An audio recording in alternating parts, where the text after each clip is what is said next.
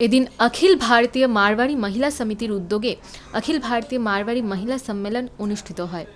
নারী শক্তিই রাষ্ট্রশক্তি এই স্লোগান সামনে রেখেই এবং সারা বছর তারা একত্রে যে সমস্ত জনসেবামূলক কাজ করে থাকেন তার সম্মানেই এদিন এই অনুষ্ঠান অনুষ্ঠিত হয়। ये कार्यक्रम आयोजित किया गया है, तो इसके बारे में क्या कहना चाहेंगे, इसका उद्देश्य क्या है? अखिल भारतीय मारवाड़ी महिला सम्मेलन सम्मेलन इसलिए हम लोग बोलते हैं कि ये सम्मेलन है हम लोग के पूरे इंडिया का बहनों का और पूरे मारवाड़ी, कोई ये नहीं कि एक कौम है, इसमें जितने भी मारवाड़ी सब हैं। और आज का कार्यक्रम करने का उद्देश्य ये होता है कि 2 साल तक हम लोग जो काम करते हैं, जैसे 20 से 22-17 हम लोग काम किए हैं। हम राष्ट्रीय सचिव रेखा लाखोटिया है और उसके बारे में सबको इकट्ठा करके ऑल इंडिया से जानकारी देते क्या क्या काम तुमने किया, क्या हम किए, सब मिल करके और फिर सबको उससे अवार्ड से नवाजा जाता है। तो ये कार्यक्रम आज सुबह से जो चालू हुआ कल शाम 3-3:30 तक ख़त्म होगा।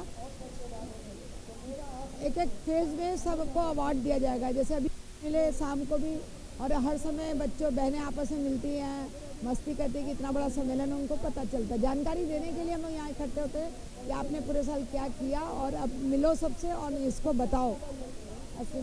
कार्यक्रम था, इसका विशेषता क्या है? इसका विशेषता यही है कि सब बहनें आपस में मिलती है पूरे ऑल इंडिया से। हमारा 19 राज्य है, इससे तो हम लोग मिल नहीं पाते, तो आज मिलते हैं और सबको जिसने अच्छे कार्य किया उनको हम लोग अवार्ड दे करके और बाकी पब्लिक के सामने उनको भी सिर ऊंचा होता है उन लोगों का। आज जो ये कार्यक्रम आयोजित हुआ, इसके माध्यम से आप दर्शकों तक क्या पहुंचाना चाहेंगे, क्या वार्ता पहुंचाना चाहेंगे? हम तो एक ही बात बोलते हैं, एक लेडीज़ पढ़ के CA बन करके आगे बढ़ी है, तो हम यही चाहेंगे कि लेडीज़ लोग घर पे ना बैठे। अभी भी हमारे पास इतना वक्त और दमखम है कि हम अपने पूरे जो हमारे आसपास माहौल है, कुछ ज़रूरतमंद है, सबके आगे आके सेवा भाव करें। मकसद हमारे महिला सम्मेलन का यही है कि सबको सेवा भाव करने का। महिला सम्मेलन से कितने साल से जुड़ी हुई हैं? हम इससे 14 साल हो गए। रेखा लाखोटिया राष्ट्रीय सचिव।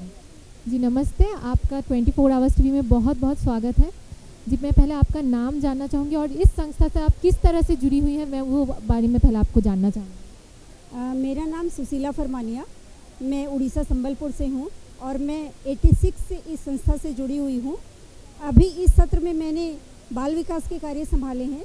बाल विकास के तहत हमने अनगिनत कार्य किए हैं, जैसे समर कैंप है, विंटर कैंप है, प्रतिभा की खोज है, हिंदी का ज्ञान देना है बच्चों को, और संस्कारों के ज्ञान देने के लिए हमने मंत्र ज्ञान बाल निर्माण पत्रिका का भी निर्माण किया है, जिसकी 9500 हार्ड कॉपी और सॉफ्ट कॉपी तो अनगिनत लाखों बच्चों तक देश विदेश तक पहुंची हैं।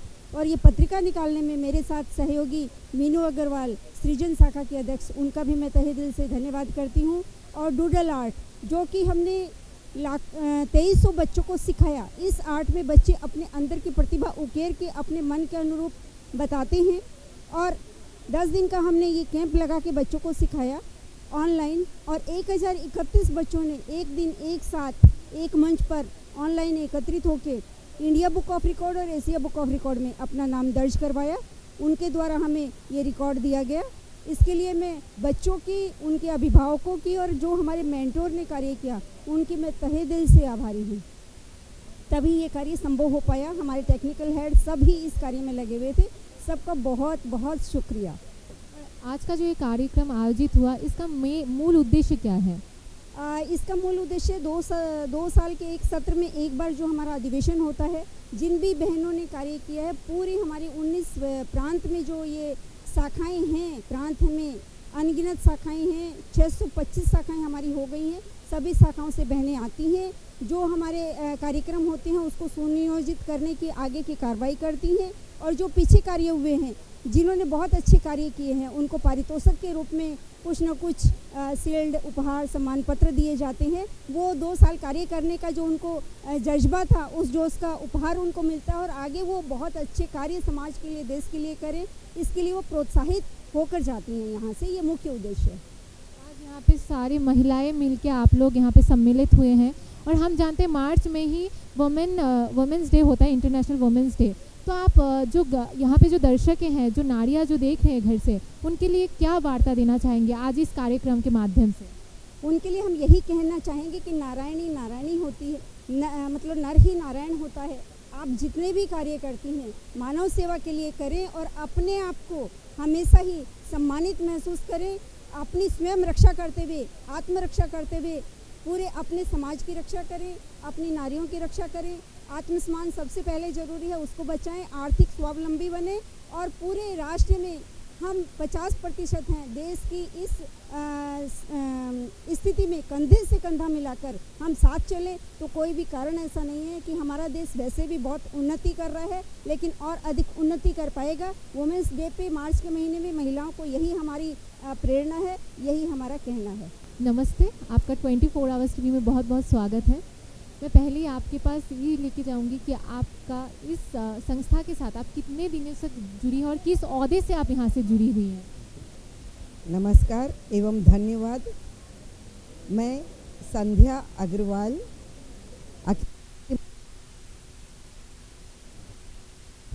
से जुड़ी हुई हूँ। पहले शाखा कटक उड़ीसा को बिलोंग करती हूँ। पहले शाखा अध्यक्षा का पद, उसके बाद प्रादेशिक अध्यक्षा का पद और अब पिछले 4 साल से राष्ट्रीय नेत्रदान, अंगदान, देहदान एवं रक्तदान प्रकल्प प्रमुख बनी हूँ। मकसद यही है कि अंगदान की कमी से कितने लोग जीवन खो रहे हैं, इंतज़ार करते हुए कि कोई व्यक्ति अंगदान करे और हमको अंग मिले। अंग तो छोड़ दीजिए, यहाँ तक कि नेत्रदान भी इतने कम हो रहे हैं कि मान लीजिए अगर चाहिए 100 लोगों को तो केवल 10 लोगों को नेत्र मिल रहे हैं। श्रीलंका में ऐसा है कि हर व्यक्ति मरणोपरांत नेत्रदान करता है। ऐसा कुछ अगर हो जाए तो नेत्र का इंतज़ार नहीं करना पड़े। अब सम्मेलन में हम लोगों ने इस बार रक्तदान का चैप्टर जब जोड़ा तो एक चैलेंज थी, क्योंकि कोरोना के टाइम पर कोई भी कार्य फील्ड वर्क करना बहुत कठिन था।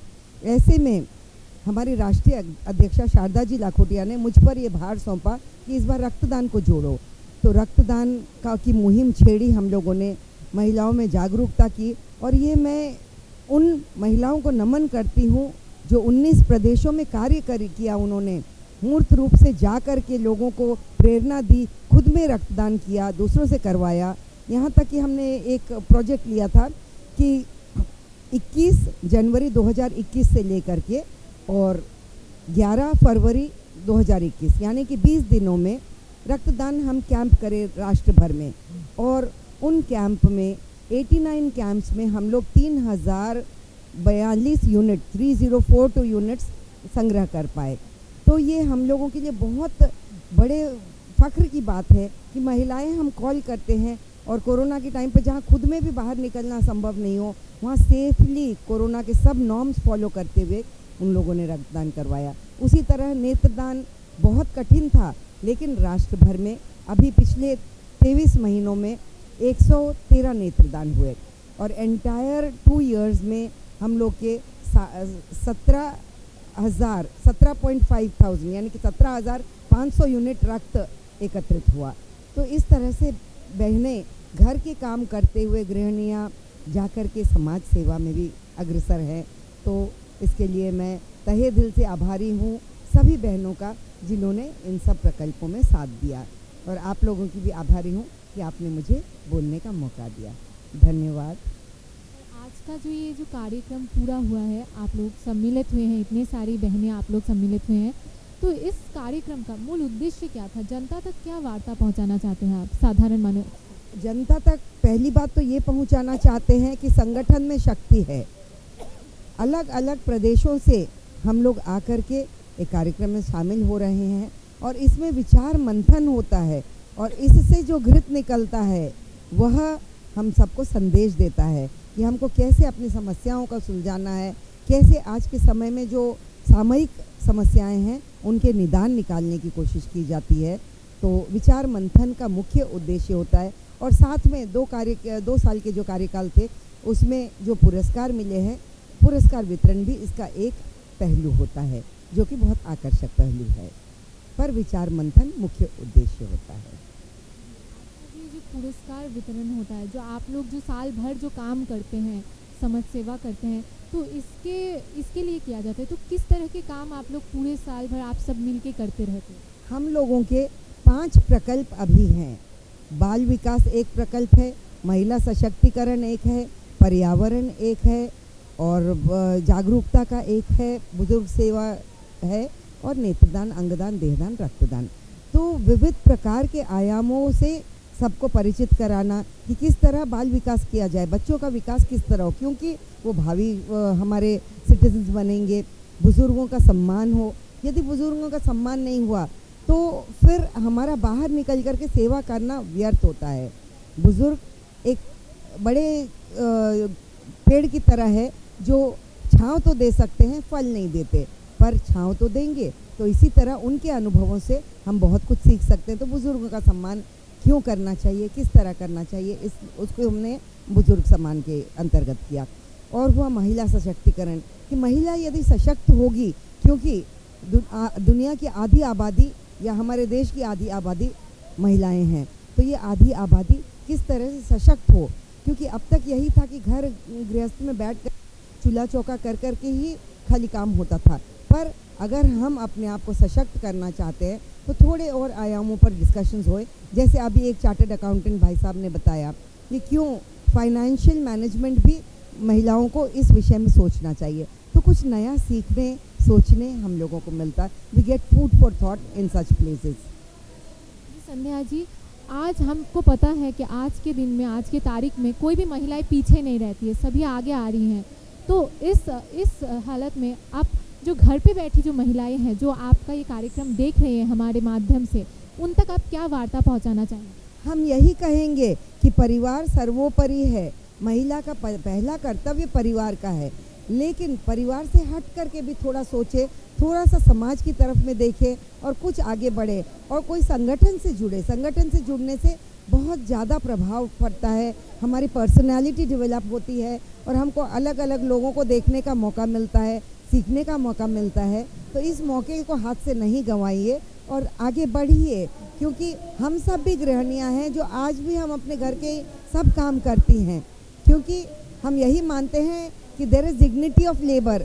आज हम रोटी भी बनाती हैं तो उसमें हम बिलो डिग्निटी नहीं समझती हैं। तो घर के काम करते हुए और बाहर काम करें।